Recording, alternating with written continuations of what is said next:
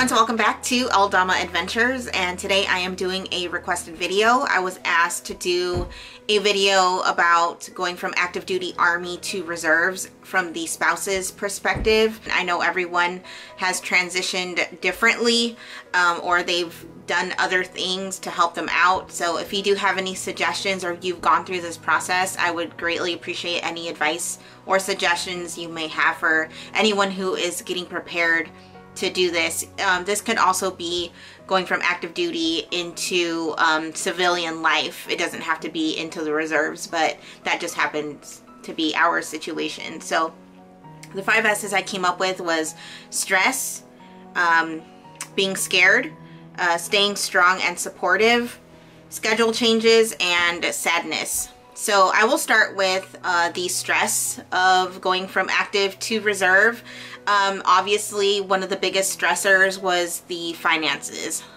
We are so used to getting paid on the 1st or the 15th and the 15th, and we no longer had that security that we were always going to get paid on the 1st and the 15th. Also, our medical and dental is amazing while active duty, and obviously it costs a lot of money to keep TRICARE, so we had to find another way to be able to get medical and dental.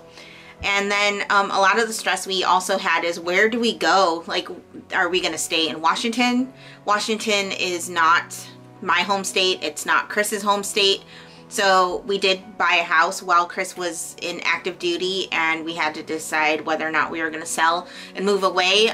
We did end up staying in Washington. He did join the reserves, and his unit is local, so we will be here for at least the next couple of years unless we decide to do something else.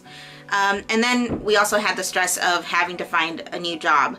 As far as Chris goes, he did find a job before he was on terminal leave, so he networked with a bunch of people. He ended up finding a job that would help other veterans find jobs. He did that for about 3 or 4 months until he found something else, but we started saving money about 1.5 years before he ended up getting out and into the reserves. I decided when my kids were gonna go to school full-time that I was going to go to work full-time and start saving money. We kind of had an idea that Chris was going to go active to reserve within about 1 year. So as I was working that other job, I used to be in loss prevention, I was searching for a better job with medical and dental, and hoping that I could find one before Chris ended up leaving active duty, and we were fortunate enough to do that.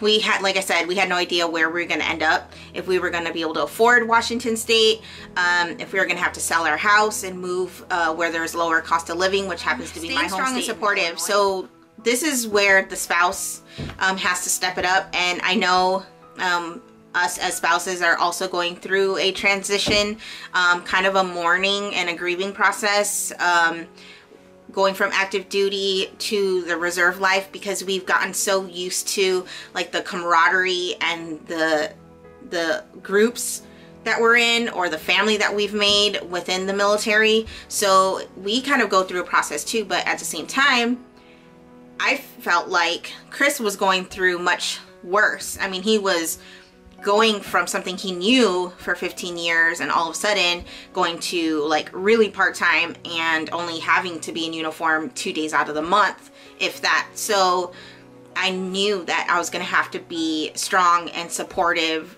towards him, because he's going to need me a lot more. My role kind of flipped and changed, and I became the breadwinner. Luckily, like I said before, I found a full-time job with medical and dental, and our roles completely switched. And Chris became pretty much the stay-at-home dad, although he did work and found another job afterwards, and now he runs his own business. We wrap our schedules around what our husbands do. So for me, it was very hard because I was now working from 3 p.m. to 11 p.m. Recently have gotten a new shift. I'm on day shift now and graveyard shift, and it works with us.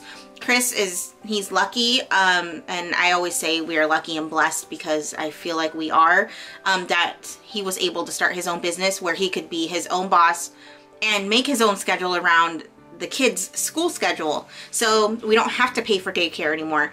I was sad when we found out Chris was going from active to reserve, and I wasn't sad because, you know, we think about the finances and what we're losing and stuff like that. I think I was sad because we created this life, this like military life where we were so used to moving every 3 years and going to new places. I love to travel, and so that was pretty much over with. So for me, it was a little sad. We were leaving stability, but we were leaving the fun parts. And for me, the fun part was, again, traveling, moving to new places, meeting new people, attending events, going to the military ball, going to dinners, just doing all of that stuff. Like, I knew I was gonna miss it. Luckily though, Chris's reserve unit, they have military balls you can go to, so it's pretty cool.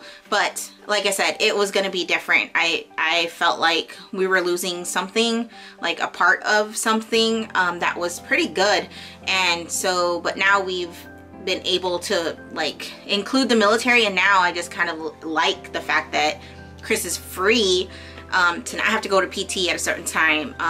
He knows when he's getting off of work, and he knows when he has to report. So there's always a good, and you always have to find that positive in order to get through. I'm finally comfortable after a couple years, like where we're at right now. Like, I'm comfortable with the financial part of it. I'm comfortable with our schedule. I'm comfortable with, you know, meeting friends and going out and being social. And so I feel like this is working for us finally. This transition has potential to break your marriage up. Like, I don't want to sugarcoat anything. It was a struggle. I'm not saying that Chris and I really got close to separating or divorce or anything, but it has the potential to destroy you if you don't have the right support system, or if you're not supporting each other. Like, for a long time, like, I thought, okay, what if Chris doesn't make as much? Or what if he loses his job? What if he doesn't like his job and he quits? Chris did quit one of his jobs, and I was freaking out and I stressed out and my hair started falling out. These are real life things that happen when you get stressed out. You know, when I started working full-time at my new job, they offered overtime, and anytime overtime came around, I was the first to raise my hand for overtime because I thought, okay, we really need the money.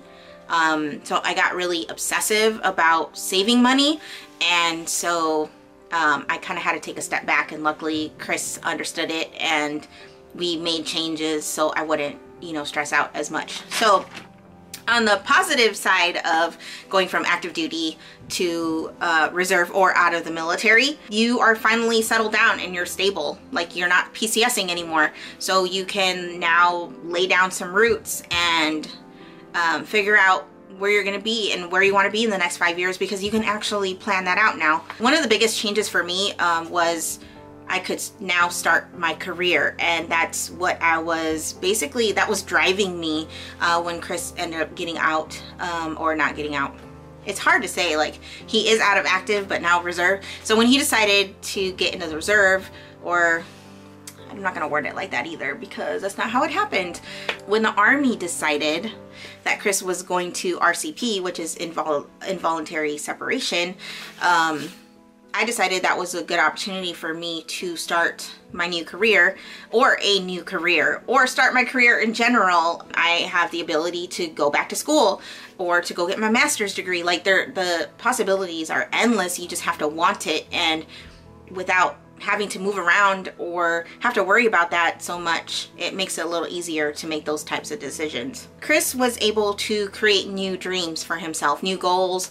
Obviously his dream was to retire out of the military as active duty.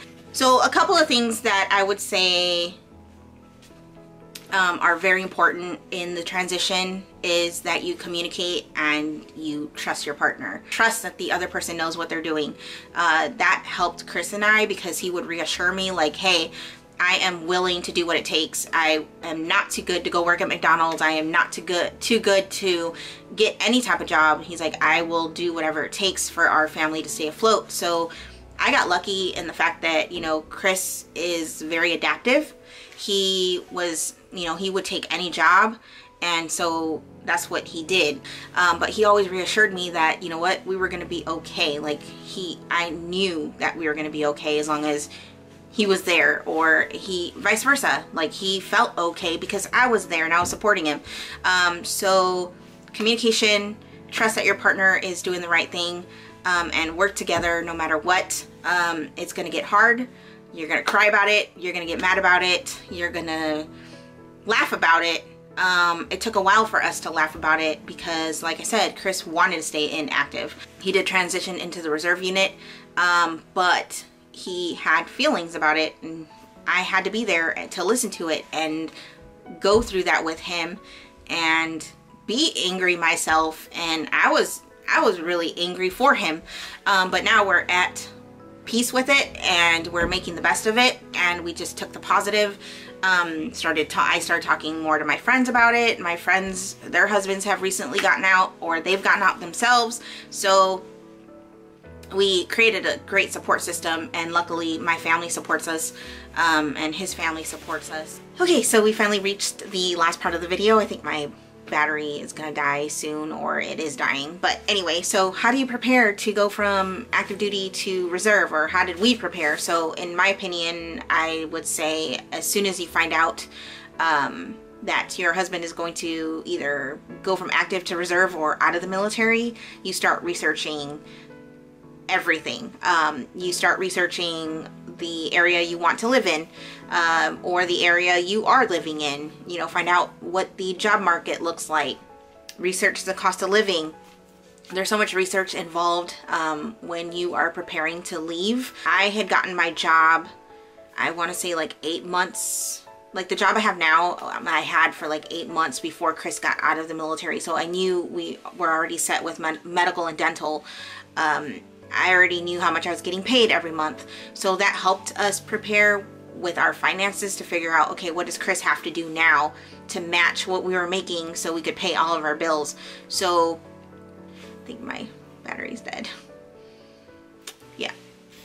If there's any advice I can give you on the transition, I would say do not wait for things to come your way. Like, go look for it yourself. Try your hardest. If there's an opportunity, take it. It doesn't mean you have to stay there forever. It's just a stepping stone to something greater, and that's basically the best advice I can give you. I had to go for it. Like, I had to challenge myself. I had to go out into the job market and start over. Chris had to as well. Don't be afraid. It will happen for you if you want it bad enough. So hopefully you enjoyed this video. I'm sorry it was a little rambly. Hopefully I answered some of your questions. If you do have any other questions, leave them down below. So yeah, don't be afraid to leave me a comment, and I will talk to you soon. Bye.